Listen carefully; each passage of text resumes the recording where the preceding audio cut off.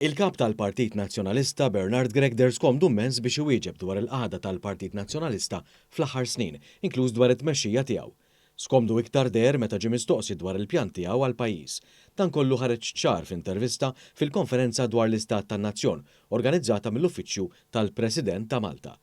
F'diffikultà biex iwieġeb dwar it-tema li poġġilu qudiemu l-preżentatur, Gregg għamel iktar minn tentattiv wieħed biex ikollu risposta iżda kien kollu għal xejn. Ifimni l-istess domanda se jkollha l-istess tweġiba. Tagħmilha kif tagħmilha u ddaħħal xi ddaħħal. Frustrat għax ma kellux jgħid dwar l-istat tal-Partit Nazzjonalista, Bernard Gregg wera li rrid jitkellem dwar temi oħra. L-istat tal-Partit Nazzjonalista nistgħu niddiskutu, però t-titlu huwa l-istat tan-nazzjon.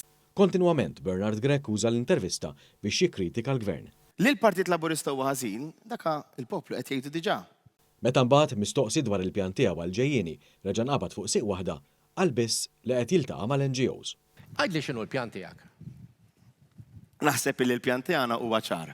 Qednieh bla dubju jibqa' pjan li nistgħu inkomplu dejjem intejbu għaliex aħna fl-umiltà tagħna nemnu illi s-soluzzjonijiet qegħdin għand kulħadd, il-konsultazzjoni tagħna tibqa' għaddejja anke kif għamilna propju ġimagħtejn ilu ltqajna fost oħrajn mal-NGOs. Peress li laqa pjan xejn, raġa' ġie mistoqsi u darba qal li se jagħmel studju. U allura dan huwa l-istudju serju li rridu nagħmlu. Bla dubju.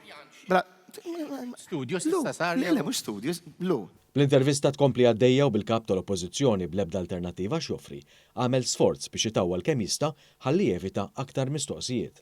Aħna ftemna 15-il mistoqsija f'nofsija. Jekk ħadd jitkellem b'dan il-mod ma nistax nagħmilhom, jekk ma tridix nagħmilhom ma nagħmilhomx. U fost ħafna argumenti partiġani, Bernard Gregg qal li hu l-Partit Nazzjonalista biss li jemmen fl-intelligenza tal-poplu. Ħana konna dejjem il-partit li nemmnu fl-intelligenza tal-poplu.